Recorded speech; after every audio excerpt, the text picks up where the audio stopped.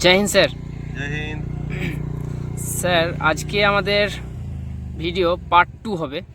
আর বিশেষ কিছু আমরা লিস্ট করে নিয়ে এসেছি, যেগুলো আপনার কাছ থেকে আমরা জানতে চাইছি। যে আর্মি রানিং সম্পর্কে কিছু কথা আপনার মুখ থেকে আমরা জানতে চাইছি। আর্মি রানিং সম্বন্ধে কথা বলতে গেলে তো অনেক কিছু আছে, তবে অল্প কিছু কথা বলা যায়। আর্মি ট্রেনিংটা হার্ড। আর্মি ট্রেনিং হার্ড বলে অনেক ছেলে ট্রেনিং ছেড়ে পালিয়ে আসে, এবং আর্মি ট্রেনিং হার্ড বলেই কিন্তু রানিংটাও কিন্তু ওই জন্য কঠিন হয়। আর্মি রানিং হওয়ার আগে মোটামুটি 2:30-3টের সময় ঢোকাচ্ছে এখন, অগ্নিবীর যতদিন হয়েছে। ভেতরে ঢোকানোর পরে বাথরুম থাকে না, সেরকম কম থাকে, জল খাওয়ার সুযোগ কম থাকে, ঘুমানোর সুযোগ কম থাকে, মানে রাতটা একরকম জায়গায় হয়ে যায়। তারপরে সকালবেলায় আবার মেজারমেন্ট করে ভেতরে ঢোকাচ্ছে, এটা বেসিক মেজারমেন্ট, মানে হাইটটা মাপছে শুধু, সেই অনুযায়ী ভেতরে ঢুকিয়ে নিচ্ছে। তারপরে ডকুমেন্টস ভেরিফিকেশান হয়, ডকুমেন্টস ভেরিফিকেশানের পরেই রানিং নামাচ্ছে। এবং রানিংয়ে 300 জন, 200 জন, 400 জন, 500 জন যেমন ছেলে থাকবে সেই অনুযায়ী টোটাল টিমটাকে 10 ভাগে ভাগ করে দেওয়া হয়, এবং ততগুলো ছেলেকে রানে নামাবে। কখনো 50টা হতে পারে, কোনো 100টা হতে পারে, 200টা হতে পারে, 400টা হতে পারে। আমি বললাম আগে ভিডিওতে যে আমরা 2016-তে দেখেছি দুর্গাপুর র্যালি এতে যে একসঙ্গে 700 ছেলে ছেড়েছে। সবাইকে তো পাস করাবে না, সবাইকে তো নেবে না। আর আর্মি রানিংয়ে যে টাইমিংয়ে ব্যাপারটা বলে যে এত টাইমে ঢোকাবো, সেটা কিন্তু নেয় না।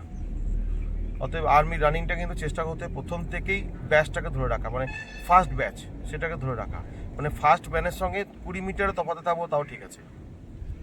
ওই মিডিল ডিস্টেন্স ইভেন্ট যেটা বললাম, ওই রানিংয়ের যে গতিটাকে ধরে রাখা, ওটা খুব ইম্পর্টেন্ট। যদি কেউ গতিটাকে ধরে রাখতে না পারে তাহলে সে ফেল করে যাবে।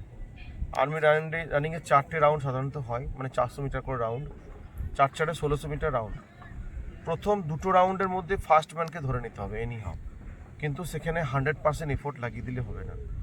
মোটামুটি ফার্স্ট যদি আগের যে ম্যান থাকবে তাকে বিট করতে করতে করতে করতে গ্র্যাজুয়ালি আস্তে আস্তে 2টো রাউন্ড, মানে 400 400 800-র মধ্যে ফার্স্ট ম্যানকে ধরতে হবে। এইটা হচ্ছে মেন প্ল্যানিং। যদি ধরতে না পারে তাহলে আর সে রানে পাস করতে পারবে না। তারপরে রাউন্ড, মানে বাকি 400 মিটার 3 নম্বর রাউন্ড যেটা, সেই রাউন্ডটা ফার্স্ট ম্যানের সাথে পা মেলানো। যে রানার্স হবে সে কিন্তু পা মেলাবে, সে টুকটাক শুধু পা মেলাবে, শুধু স্টেপটা ধরে রাখবে, কোনো গতি থাকবে না, কিছু থাকবে না। লাস্টের রাউন্ডটা কিন্তু 100% এফোর্ট লাগানোর সময়।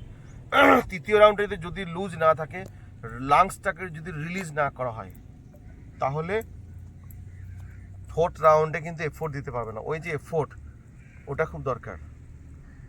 তার জন্য স্লো ফাস্ট প্র্যাকটিস করতে হবে, স্লো ফাস্ট। এতে আর্মি রানিংয়ে খুব দরকার, কারণ ফাস্ট ছুটলো, ফাঁকা পেলো, ফাস্ট ছুটলো, আবার দেখা গেলো আরও কয়েকজন দাঁড়িয়ে আছে, সেখানে একটু স্লো করে ডান দিক থেকে ওভারটেক করে যেতে হবে, অ্যান্টি ক্লকওয়াইজ ওভারটেক করে আবার ধরতে হবে। ওই আগে যদি বলেছিলাম যে অ্যারোবিক যে বিষয়টা বলেছিলাম, স্টেপ ধরে রাখবে, স্টেপে ছুটবে, শ্বাসটাও ওই রিদমে শ্বাস নেওয়া হবে, সেটা হচ্ছে অ্যারোবিক। আর্মি রানিংয়ের ক্ষেত্রে অ্যারোবিক থেকে অ্যানারোবিক যেতে হয়, আবার কখনো অ্যানারোবিক থেকে অ্যারোবিক যেতে হয়। প্রথম স্টার্টিংয়ে অ্যানারোবিক টু অ্যারোবিক, ফিনিশিংয়ে মিডিলে সিম্পল অ্যারোবিক, ফিনিশিংয়ে অ্যারোবিক টু অ্যানারোবিক, মানে ফাস্ট ছুটতে হবে, একবার 100% দিয়ে ছুটতে হবে। এটা হচ্ছে আর্মি রান। এবার আর্মি রানিংয়ের জন্য 2টো সেশন বলেছি আগে, অফ সিজন এবং ইন সিজন।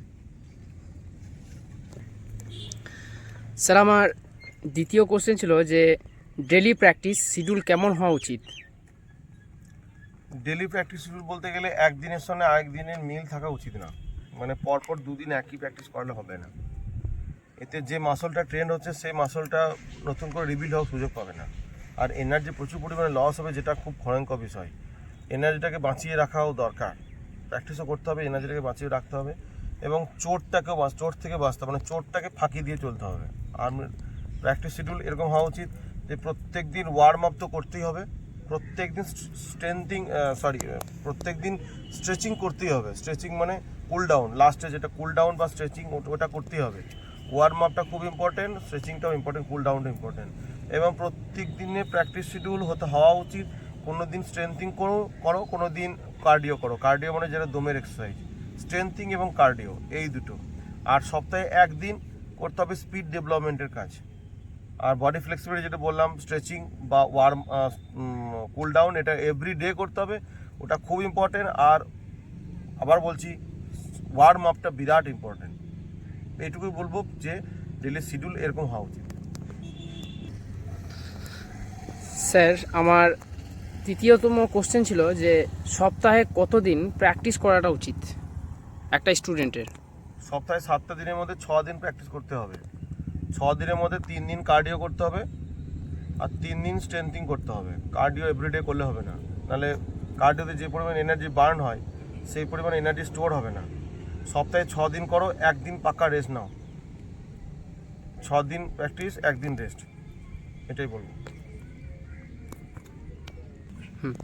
भारत माता के भारत माता के वंदे मातरम, वंदे मातरम, जय हिंद, जय हिंद, जय जवान, जय जवान, जय जवान, भारत माता के, भारत माता के, जय हिंद, जय हिंद।